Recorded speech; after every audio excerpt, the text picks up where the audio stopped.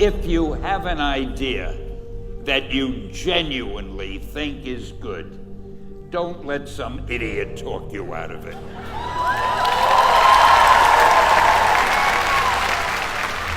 We had already done the Fantastic Four and I think maybe the X-Men, I can't remember the order, but my publisher came to me and he said, Stan, I want you to come up with another superhero.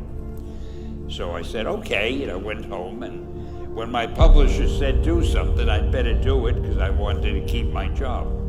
I thought, what can I come up with now? And the most important thing in a superhero at first is the superpower. Once you get that, everything else comes along. So I thought, what power will I give a new guy? And I saw a fly crawling on the wall.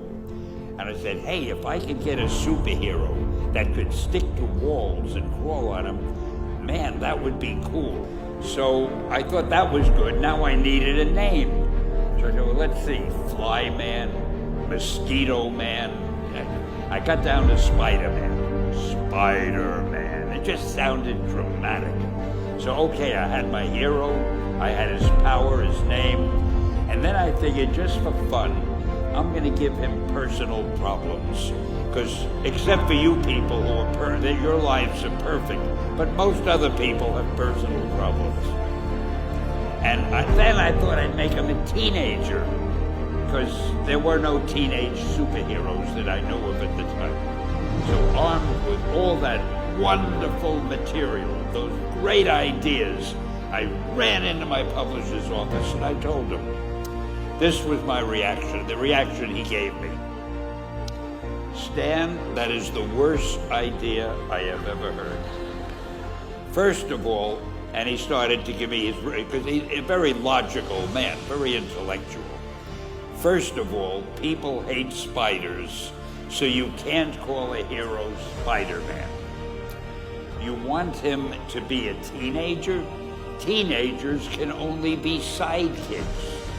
And you want him to have personal problems? Stan, don't you know what a superhero is? They don't have personal problems. Well, I left the office disappointed, but obviously a much wiser man. And I couldn't get Spider-Man out of my system.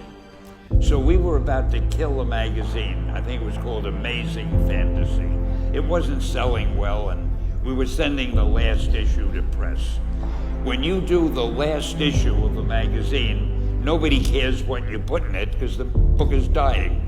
Just to get it out of my system, I put Spider-Man in Amazing Fantasy, featured him on the cover, forgot about it. A month later, all the sales figures came in. My publisher came racing into my office. Stan, you remember that character we both loved so much, Spider-Man? He said, let's do him as a series. Now, why am I telling you this? Besides the fact that I have to kill a little time. If you have an idea that you genuinely think is good, don't let some idiot talk you out of it.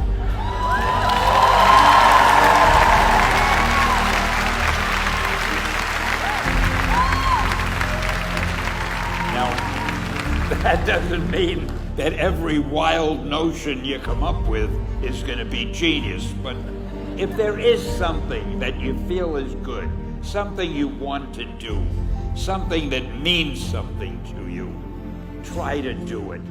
Because I think you can only do your best work if you're doing what you want to do, and if you're doing it the way you think it should be done.